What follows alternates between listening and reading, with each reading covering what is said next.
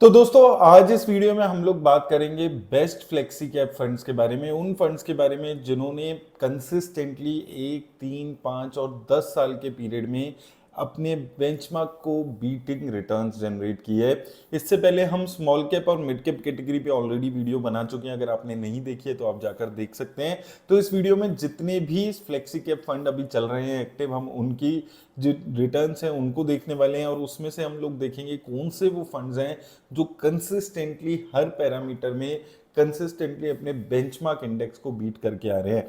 याद रखिएगा कि ये किसी भी तरह की इन्वेस्टमेंट की राय नहीं है, सिर्फ डिस्कशन हम कर रहे हैं, आपकी इन्वेस्टमेंट को और बेहतर डिसीजन को बनाने के लिए कोशिश कर रहा हूं मैं, ताकि आप एक बेटर डिसीजन ले सकें जब भी आप किसी भी म्यूचुअल फंड में इन्वेस्ट कर रहे हैं।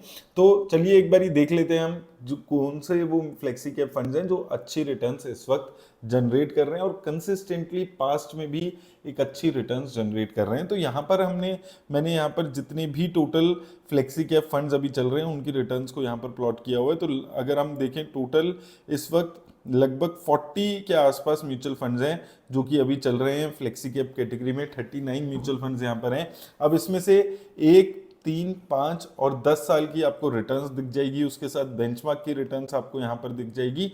तो बेंचमार्क की रिटर्न्स पे सबसे पहले हम बात करें, एक साल में 3.6 और 3% के आसपास की रिटर्न्स रही है। तो एक साल में अगर आप इन्वेस्ट कर रहे हैं, आपको पता है कि थोड़ी सी जो रिटर्न्स है मार्केट में वो अच्छी नहीं रही है। अब ऐसे में कौन से वो फंड्स हैं जो हर पीरियड में अपने बेंचमार्क इंडेक्स को बीट करते आए हैं? तो यहाँ पर आपको पराग पारिक फ्लेक्सी कैप फंड ऐसा एक फंड दिख जाएगा।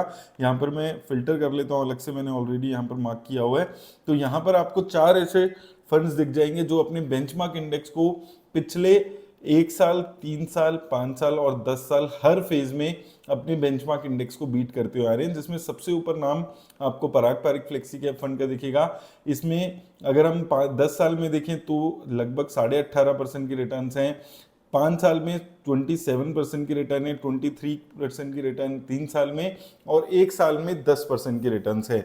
Similarly HDFC flexi cap fund भी एक ऐसा फंड रहा है जो 1 साल में 10%, 3 साल में 27%, 5 साल में 30 और 10 साल में 16% के आसपास की रिटर्न जनरेट कर पा रहा है। इसके साथ साथ अगर हम और फंड्स देखते हैं तो यहाँ पर आपको Franklin India flexi cap fund दिख जाएगा और इसके अलावा अगर हम देखते हैं तो आपको एडलवाइसेस का फ्लेक्सी कैप फंड दिख जाएगा। तो ये 4 ही फंड्स हैं, 40 में से सिर्फ 4 ऐसे फंड्स हैं जो कि लगातार 1 साल, 3 साल, 5 साल, 10 साल इन सभी फेजेस में अपने बेंचमार्क इंडेक्स को लगातार बीट करते हुए आ रहे हैं, जो कि एक काफी कमेंडेबल बात है। अब इसके अलावा काफी फंड्स हैं जो कि 4 में से 3 बारी अपने बेंचमार्क इंडेक्स को बीट कर पाए हैं। कुछ फंड्स हैं जो रिसेंटली अच्छा परफॉर्म कर रहे हैं लेकिन ओवरऑल रिटर्न्स खराब है। जैसे 3 फंड्स यहाँ पर अगर आप देखेंगे, Aditya Birla sun life flexi cap, PGIM India flexi cap और कोटक फ्लेक्सी कैप, ये फंड्स 3 साल में 1 साल में अपने बेंचमार्क इंडेक्स को बीट करते हुए आ रहे हैं,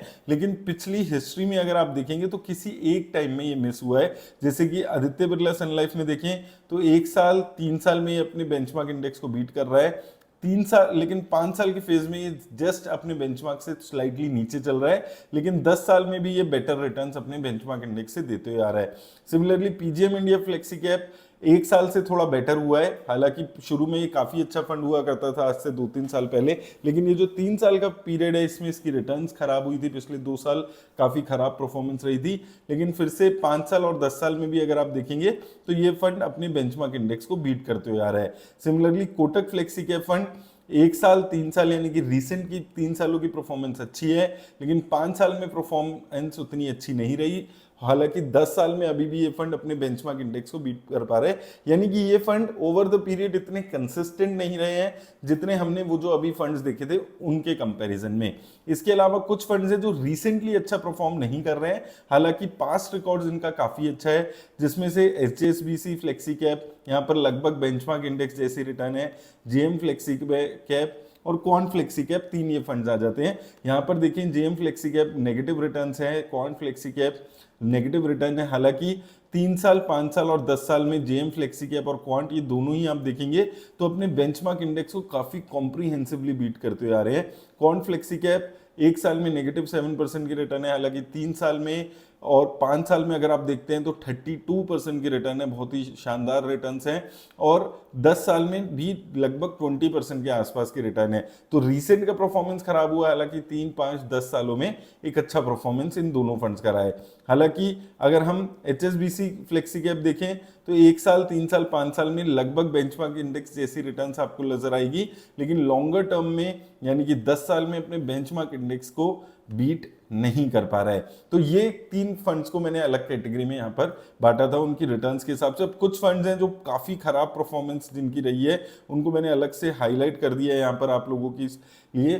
तो ये कुछ फंड्स हैं, Navi flexi cap, Nippon India flexi cap, Taurus flexi cap, LIC, Shriram flexi cap, Samco flexi cap. ये फंड्स आप देखेंगे 1 साल, 3 साल, 5 साल, 10 साल, कोई भी फेज अगर हम उठाकर देख रहे हैं, किसी भी फेज में अपने बेंचमार्क इंडेक्स को बीट नहीं कर पाए हैं। तो ये फंड्स अगर आप देख सकते हैं तो ये काफी अवॉइडेबल टाइप फंड्स हो जाते हैं, जिनको आप अवॉइड करके चल सकते हैं। जनरली ऐसे फंड्स अगर आप देखेंगे कम मार्केट कैप वाले कंपनी है, ऑसेंट अंडर मैनेजमेंट इनका काफी कम है, 262 करोड़, 367 करोड़, 139 करोड़। और काफी फंड्स इसमें से अभी छोटे म्यूचुअल फंड हाउस के, निपन इंडिया को छोड़ दे तो मेजरली आपको छोटे फंड हाउसेस के फंड्स नजर आएंगे। अब जो 4 फंड्स हैं जो हमने शुरू में देखे थे, ग्रीन फंड्स देखे थे, उनकी परफॉर्मेंस कैसी रही है, उनका रिस्क प्रोफाइल यहां पर मैंने डाल दिया है। तो ये 4 फंड को मैंने स्टैंडर्ड डेविएशन, शार्प रेशो और पोर्टफोलियो टर्नओवर यहां पर मेंशन कर दिया। तो स्टैंडर्ड डेविएशन बताएगा आपको फंड कितना ज्यादा वॉलेटाइल है, शार्प रेशो बताएगा कि रिस्क एडजस्टेड रिटर्न्स कितनी दे रहा है, यानी कि जितना रिस्क ले रहा है क्या उसके हिसाब से कैसी रिटर्न्स है। और पोर्टफोलियो टर्नओवर रेशो आपको ये बताने वाली है कि एक फंड अपने कितने चेंजेस पोर्टफोलियो में करता है, जितने कम चेंजेस उतना बेटर जनरली माना जाता है। तो यहां पर पराग पारिक फ्लेक्सी कैप यहां पर आप देखेंगे तो काफी अच्छा है, स्टैंडर्ड डेविएशन काफी कम है, यानी कि वॉलेटाइल ज्यादा नहीं रहता है। इसके अलावा शार्प रेशो काफी अच्छी है, सबसे अच्छी इन चारों फंड्स में। और जो पोर्टफोलियो टर्नओवर रेशियो है वो भी काफी कम नजर आती है। सिमिलरली HDFC फ्लेक्सी कैप 12 के आसपास स्टैंडर्ड डेविएशन, शार्प रेशो 1.4 और 23 के आसपास की इसकी टर्नओवर रेशो। फ्रैंकलिन इंडिया का स्टैंडर्ड डेविएशन सिर्फ 3% के आसपास का है, यानी कि काफी कम वॉलेटिलिटी आपको इसमें देखने को मिलती है। तो इन सभी फंड्स में सबसे कम वॉलेटाइल यहां पर आपको फ्रैंकलिन इंडिया दिखेगा। रिस्क एडजस्टेड रिटर्न में पराग पारिक फ्लेक्सी कैप अच्छा लग रहा है और पोर्टफोलियो टर्नओवर भी लोएस्ट पराग पारिक की है। और अगर हम कैटेगरी वाइज यहां पर देखते हैं तो विद इन कैटेगरी कंपैरेटिवली ये 4 फंड कम रिस्क लेते हुए नजर आ रहे हैं, क्योंकि इनकी जो स्टैंडर्ड डेविएशन है वो भी काफी कम है, टर्नओवर रेशियो है वो भी काफी कम है। वहीं एडलवाइसेस का, अगर एडलवाइस का हम फ्लेक्सी कैप फंड देखते हैं तो यहां पर स्टाफ रेशो कम हो जाती है, स्टैंडर्ड डेविएशन बढ़ जाती है और पोर्टफोलियो टर्नओवर भी बढ़ जाती है। तो इन चारों फंड्स में ये सबसे ज्यादा थोड़ा सा वॉलेटाइल और रिस्क लेने वाला फंड ज्यादा नजर आता है इनकी रेशोज के हिसाब से। तो ये दोस्तों कुछ फंड्स हैं फ्लेक्सी कैप कैटेगरी में जो अच्छा परफॉर्म कर रहे हैं, जो कि यहाँ पर रिटर्न्स दे रहे हैं। याद रखिएगा ये वीडियो सिर्फ आपकी हेल्प करने की कोशिश के लिए बनाई जा रही है, किसी भी तरह की इन्वेस्टमेंट की राय नहीं है। उम्मीद करता हूँ आपको हेल्प मिलेगी इस वीडियो से। धन्यवाद।